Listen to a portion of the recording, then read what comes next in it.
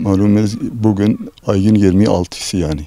26 Haziran 1992'de saat 8:30 civarında PKK örgütü tarafından Susa Camisi'ne baskın düzenlendi. Cami içinde olan 15 insan, mütedeyyin insan o esnada yani namaz kılarken bu insanları dışarıya çıkarttılar. Hepsi caminin avlusunda ellerini bağladılar ve bu insanlar hepsini kurşuna dizdiler. Yani o esnada yani köyün elektriklerini de hepsi kestiler. Yani bu şimdiye kadar yaşanmamış olan bir olaydı. Yani vahşetin yani boyutu anlatılmazdı. Yani o gece yani bayağı bir karanlıktı. Yani karanlığın dışında yani vahşetin bir karanlığıydı o gece. Zaten Silvan'a uzakında olan 2 kilometredir. Askeriye haber verdi. O sırada askeriye de yani sabaha doğru daha yeni geldi. Biz yani sabaha kadar o insanların başı ucundaydık. Yani sabaha kadar biz gittik orada.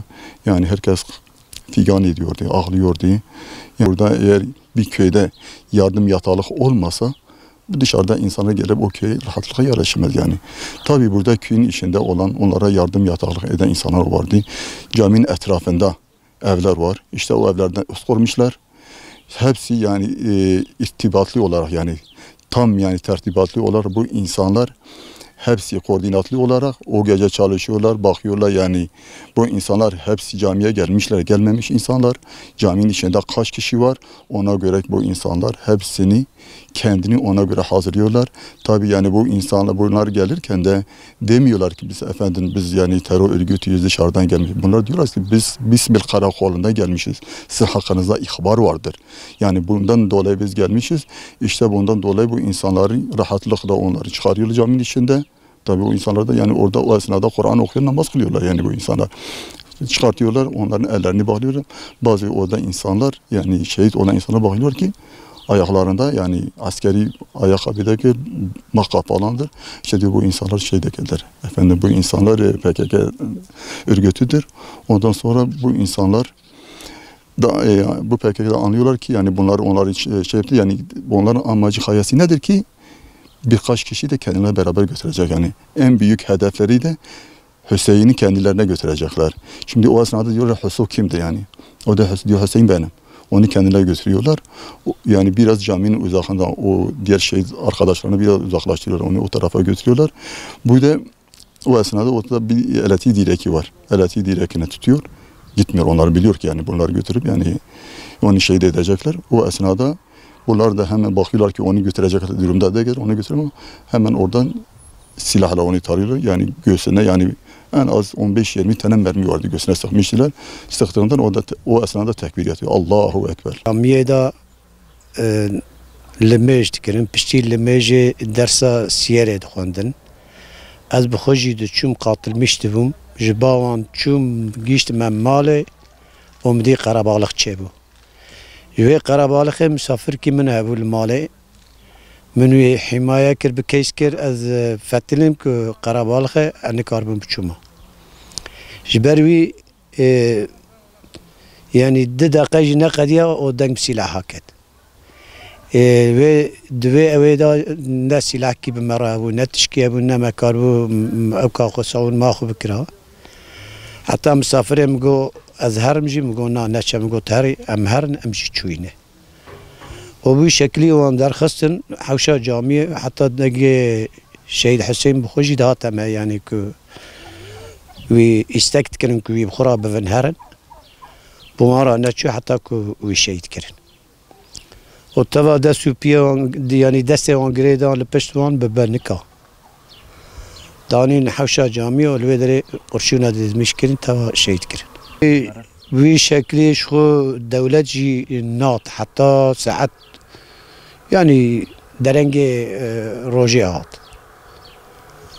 و نه استراتژی کی ما بو نه کسی کار بو عربی باجوتا نه عربی کام هبو او جی کسی باجوتا تنبو حتی شهید مدنی بخوب و برینداریا خو و خوینا خو عربی سرمیشت کر حتی که نیوره ویجی جاندا او شب ده شهید ما چه بون بریندار 4 حبه بون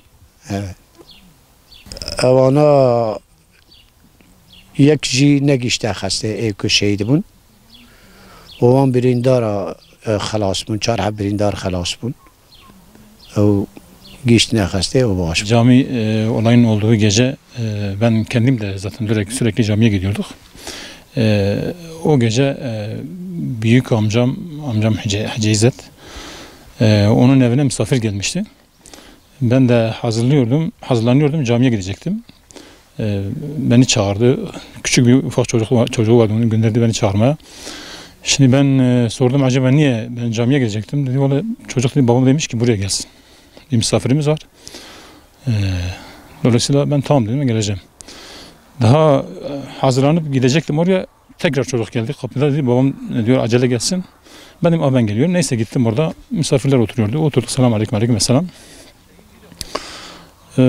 O oturduğumuz esnada yani belki böyle bir 10 dakika falan oturmadık. Baktım aynı o evinde bulunduğum amcamın çocuğu. O da camiye gitmişti. Böyle heyecanlı bir şekilde geldi böyle kapıyı açtı dedi valla camiye birileri basmış silahlı kişiler ve ben de oradan fırsat bulup kaçtım.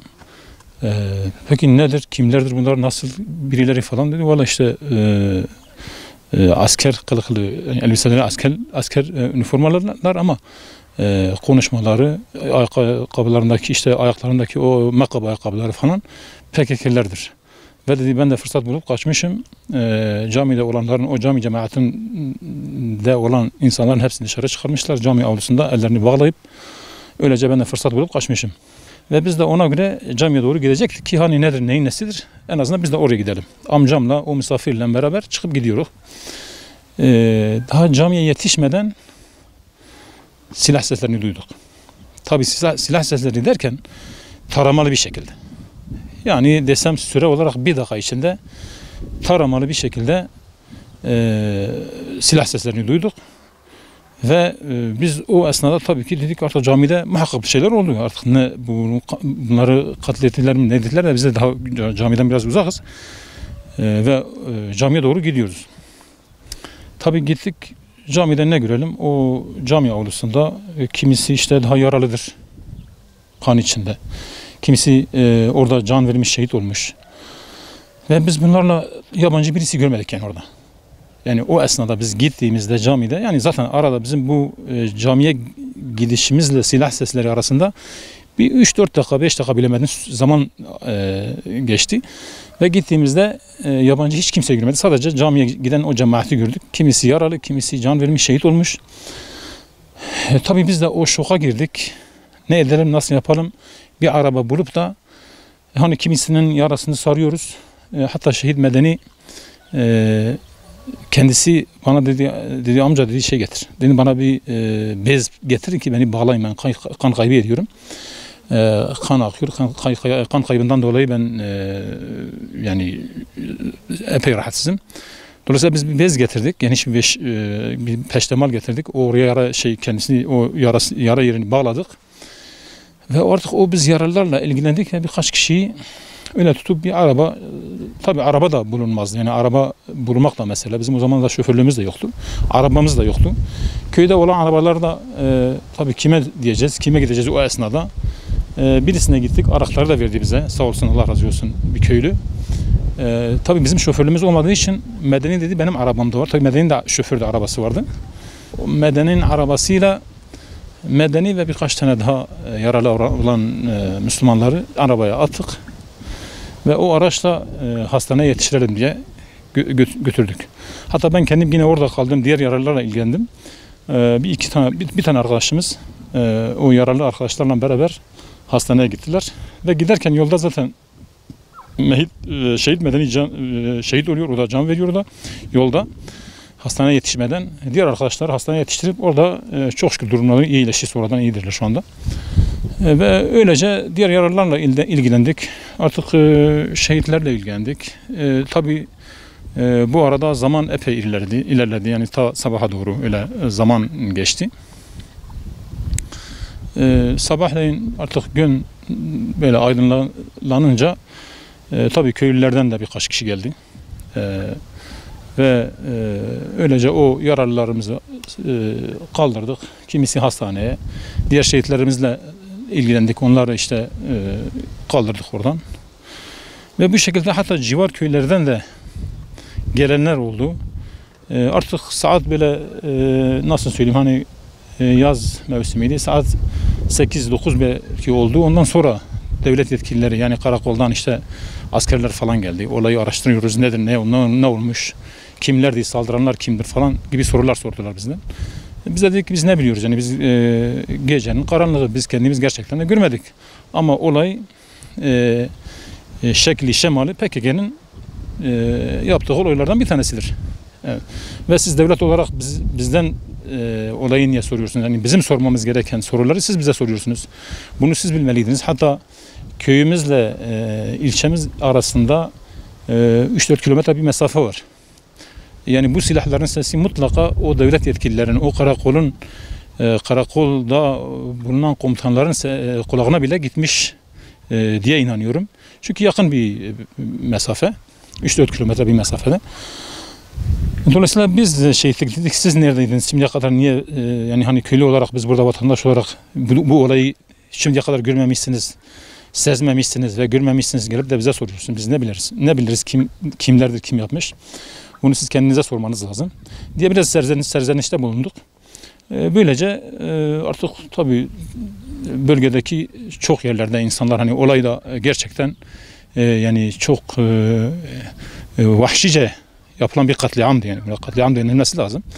Ve dolayısıyla bu katliamı artık duyan herkes, vicdan sahibi olan herkes hemen toplandı köyde.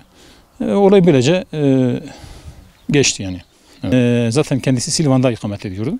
Ben kendim camiye gidiyordum, sürekli gidiyordum. Takdir ilahi ben o gün o vesile olup da gitmedim. Yoksa ben sürekli gidiyordum. Kardeşim de aynen öyle. Eğer kendisi de köyde olsaydı, dolayısıyla camiye gidecekti. Camide olsaydı bu diğer kardeşlerle beraber, bu diğer cami cemaatiyle beraber o da şehit olacaktı. Çünkü camiye giden herkes bu zalimlere düşmandır. Yani bu camiye gitmek onlar nezdinde suçtur. Ha bize göre, tabii bize göre sorarsanız cami bizim gideceğimiz yerdir. Yani biz camiye gitmekle ruhumuzun gıdasını alıyoruz. Eğer camiye gitmesek, dolayısıyla o ruhumuzun gıdasını alamıyoruz ve o almadığımız için de ruhen huzur bulamıyoruz. Dolayısıyla bu bizim yolumuzdur, bizim gideceğimiz yerdir. Ve yani eğer kardeşim de köyde olsaydı o da camiye gidecekti ve o da takdiri ilahi, demek ki o önceden Silvan'a gitmişti. O başka bir olaydan dolayı Silvan'da zalimler tarafından şehit edildi.